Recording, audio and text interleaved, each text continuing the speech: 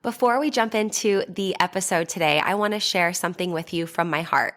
First of all, thank you so much for listening to the podcast. I really can't tell you how much your support means to me. We've been doing the podcast now for almost 4 years. I can't even believe it. And I'm so grateful for each and every single one of you that listens, shares an episode with your friends, sends me a DM or a text message letting me know how an episode resonated with you or any aha moments. Seriously, I couldn't be more grateful to be able to create this podcast. It has been such a blessing in my life, and I love hearing the ways it's been able to provide value in yours as well. One thing you might not know is how much work it takes to be consistent with a podcast. In fact, did you know that the majority of podcasts don't make it past episode number 10? And we are well beyond that. And it's just a lot thinking of the episodes, recording them, editing them, managing the guests, making sure that everything runs smoothly and gets uploaded consistently and regularly. And so that's why I have created an amazing opportunity for you to support the podcast monetarily.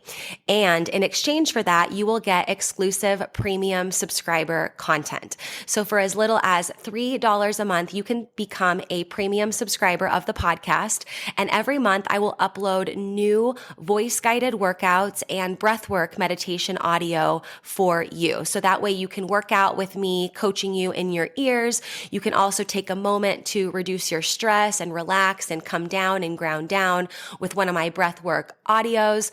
So if that is on your heart to support the podcast for as little as $3 a month to become a premium podcast subscriber, I can't tell you how much that means to me and the growth of this podcast. I appreciate you. If you're interested, click the link in the description, become a premium podcast subscriber, new content every month, and while supplies last, I'll send you an exclusive podcast coffee mug so you can have your self-love and sweat coffee every morning. I appreciate you. Now let's get into the show. Welcome to Self-Love and Sweat, the podcast, the place where you'll get inspired to live your life unapologetically, embrace your perfect imperfections, break down barriers, and do what sets your soul on fire. I'm your host, Lunden Souza. Hey, have you grabbed your free Self-Love and Sweat monthly calendar yet? This calendar is so amazing. It comes right in your inbox every single month to help you have a little nugget of wisdom, a sweaty workout, a mindset activity, just a little something to help keep you focused and motivated and keep that momentum towards your goals. So every day when you get this calendar, you'll see a link that you can click that will lead to a podcast episode or a workout or something that will be very powerful and quick to read. And then you'll also see on the top left corner of every single day, there's a little checkbox in the calendar. And what that is that's for your one thing.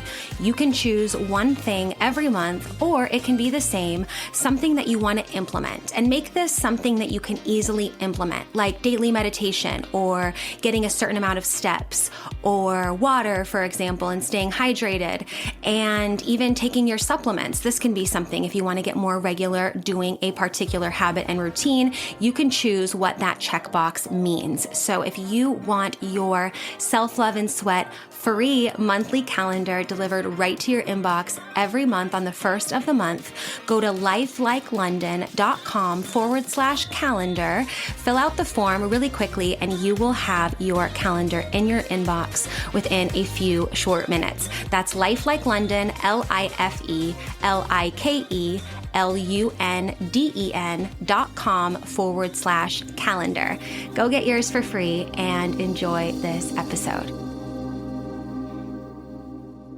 Welcome back to the podcast. Today I'm going to talk about my semi-recent, I did it about a month and a half ago, a 72-hour water fast. Now, maybe you listened to the podcast I did about my 48-hour water fast, which is where I started initially. And I talked a lot about, my reasoning behind it, why I got interested in fasting. And at the time of recording the 48-hour water fast podcast, and also at the time of doing the 48-hour water fast, I had heard of, but not yet read, the book Fast Like a Girl by Dr. Mindy Pelz. I had watched a bunch of episodes on YouTube with her about her work in fasting, especially for women, because in scientific research in general, women are very underrepresented. In fact, a lot of the data when it comes to health and well-being has been done or has been the result of research that's been done on men. And so particularly with fasting, this was super interesting for me because I was like, okay, I've had, and I think I can speak for most women, I've had hormonal issues in the past. And I really wanted to make sure that while implementing a new protocol, I was doing it in a way that was focused on me being female and my female hormones, and not thinking that just because fasting looks a certain type of way for men doesn't mean it's copy paste for women.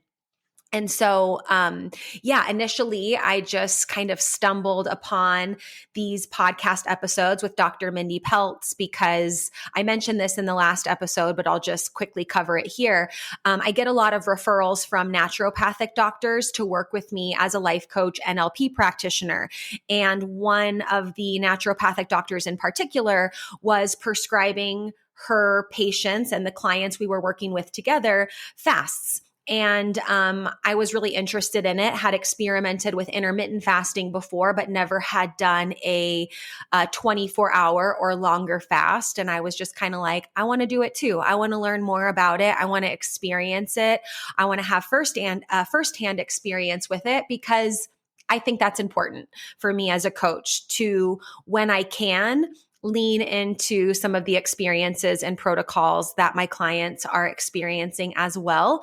I feel like being in the trenches in that sense is powerful for the coaching that I do. So after I did the 48-hour fast, after watching a lot of episodes with Dr. Mindy Pelz on YouTube and other podcasts, and just kind of diving into her YouTube channel, I got her book, Fast Like a Girl. I got the audiobook, actually. It's phenomenal. I listened to it twice.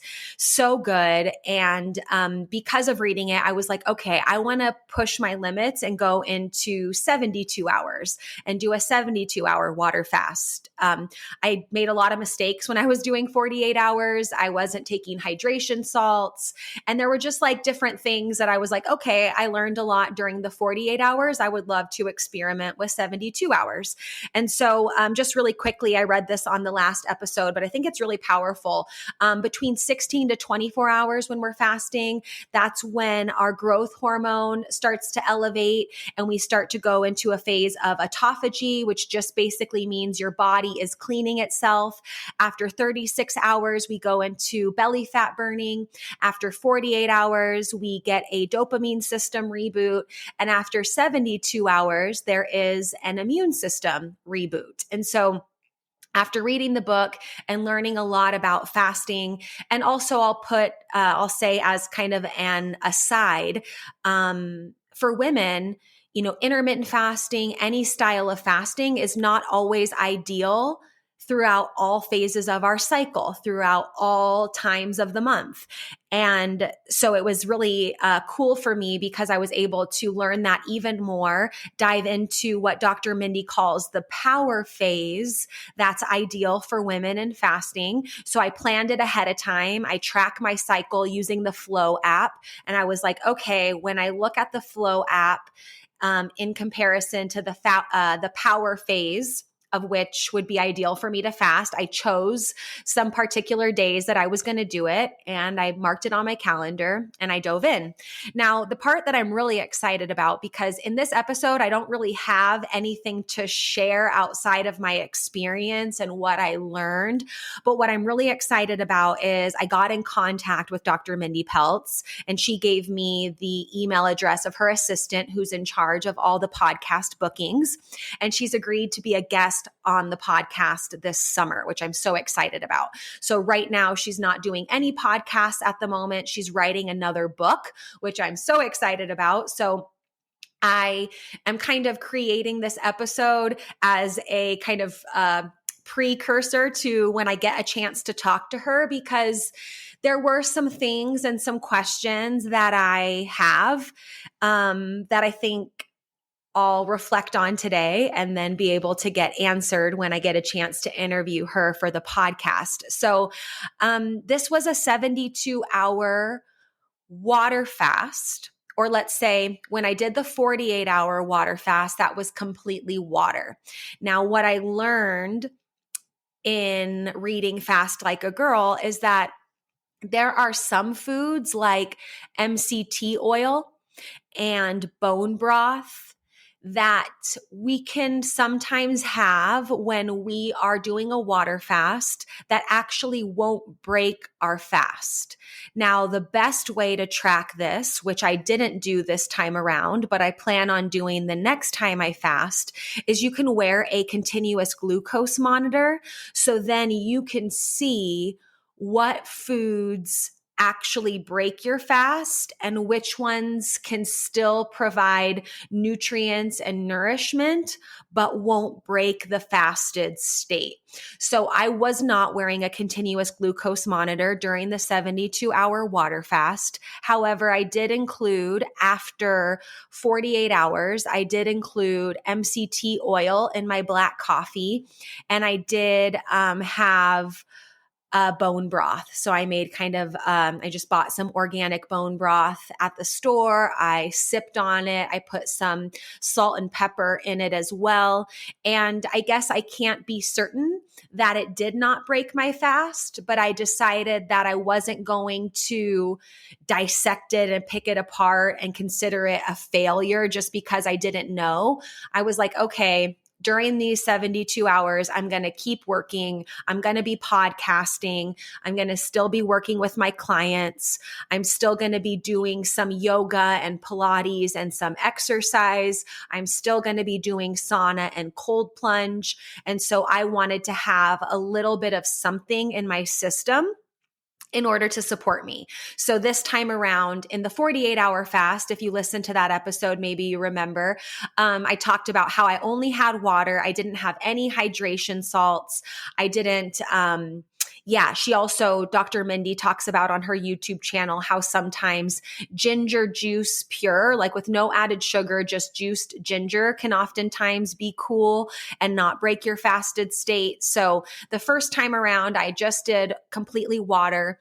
And this time like I said, had element hydration salts. And then after 48 hours, I had MCT oil in my coffee and tea. And then I also had some bone broth. My experience, 24 hours is cool. 24 hours, I got that in the bag. 48 hours, I start to get tired and I start to really feel cognitively slow. Between 48 hours and 72, not gonna lie, that shit was hard. It was really hard for me to think, to move. I just noticed everything was moving slower.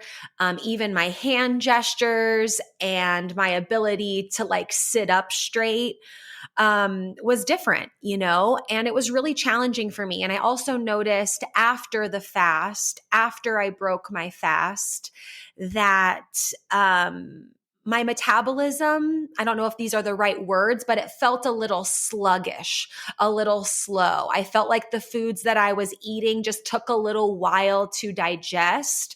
After I broke my fast, the 72-hour fast, I broke with avocado, sauerkraut, and scrambled eggs. And that felt great. And then I actually met a friend for lunch that day and we had Asian food. I had like this noodle stir fry and that made me feel a little bit sluggish. I think I probably could have chosen not to have maybe something as heavy, whatever, right? But I'm human and I wanted to go have lunch with my friend and I just decided okay, I could have said, hey, I'm just breaking a fast. Can we choose to eat here? But I was kind of like, we already decided on Asian food. I really love Asian food. I'm going to have some. It was a little bit spicy. And I just noticed that I was kind of tired and my stomach was a little flustered afterwards, not in a super bad, uncomfortable way. But I think that was just an indication to myself that I probably could have made a better choice in terms of what I chose to break my fast, like that second meal. I probably could have been a little easier on my tummy for that. And also, 48 to 72 hours was like, yeah, challenging emotionally, challenging physically. Um, Immediately after the fast, the conclusion I kind of came to was I think that 24 to 48 hours is my sweet spot. I don't know if it's wise to push myself to 72 hours. I don't know if, and I'm just speaking for myself, naturally I run pretty low body fat. I've been exercising and strength training for a while. I don't know if I have enough reserves on my body to activate some of that potent and powerful energy that sometimes people talk about after 48 hours. And so these are open questions that I want to ask Dr. Mindy about when I have her on the podcast. I'm like, I wonder if leading up to the fast, should I have eaten a little bit more? Should I have increased my calorie intake, in a clean way, just a little bit in order to have more reserve for the fast? I'm not necessarily sure. I don't specifically know my body fat at the moment. It's been a while since I've had it tested. And if I was going to guess, I would say I'm around maybe 20 or a little bit less in terms of percentage of body fat. And so I just, in my mind, was kind of thinking, and I was actually talking with my coach about it.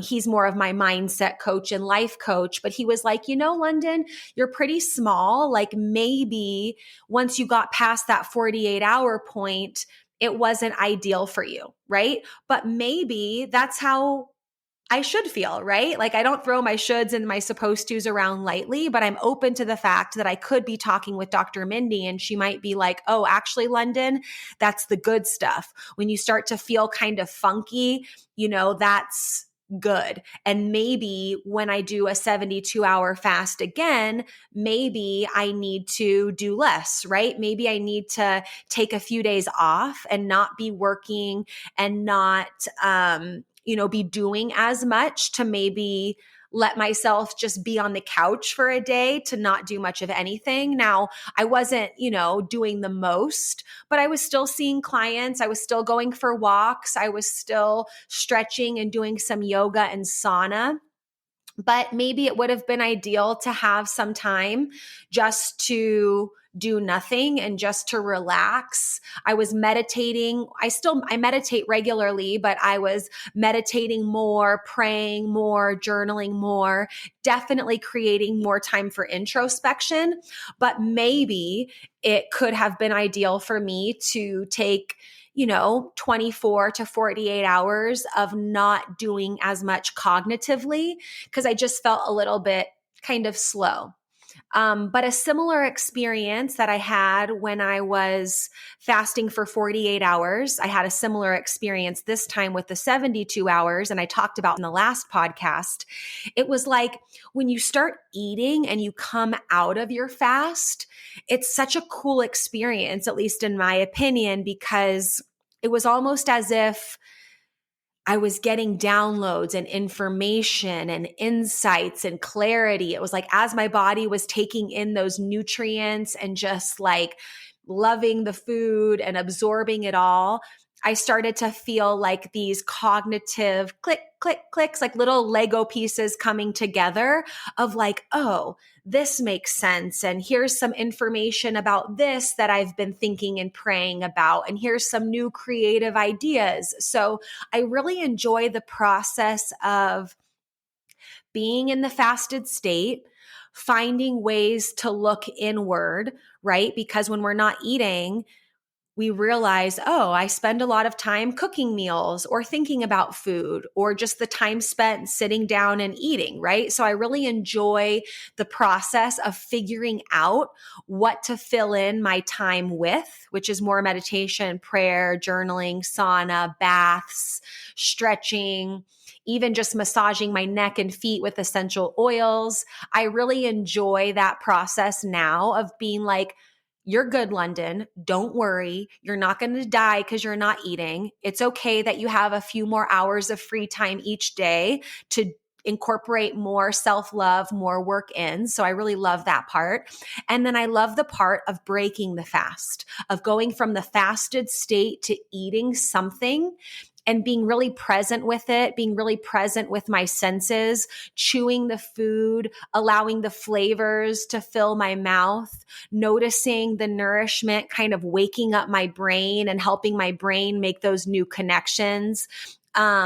Sometimes I noticed in the 72-hour fast, I leaned a little bit more cold in terms of my temperature, which I totally think makes sense, especially if our blood sugar starts to drop. But it was a nice feeling to eat and just notice my body temperature increase a little bit. And, just the nourishing feeling of nourishing my body.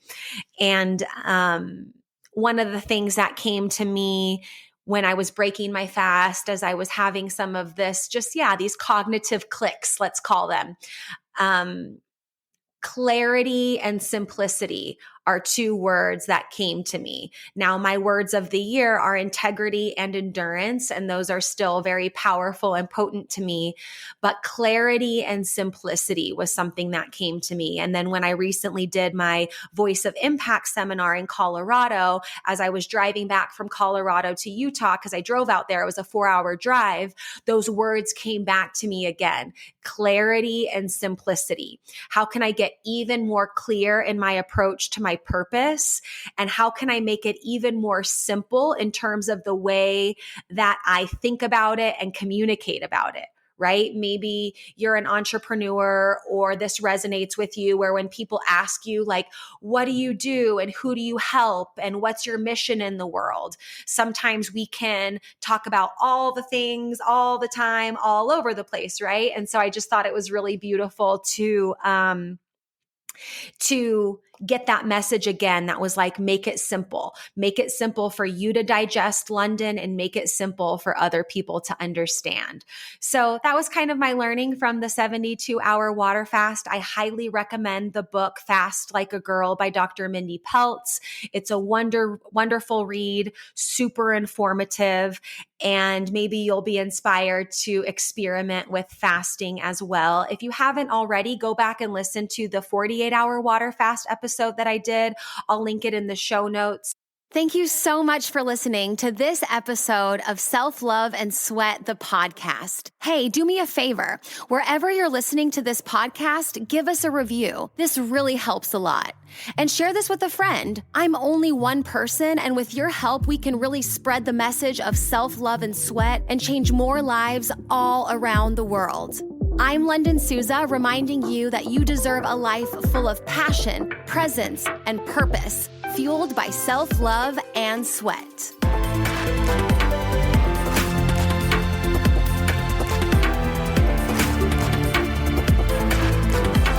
This podcast is a Hit Spot Austria production.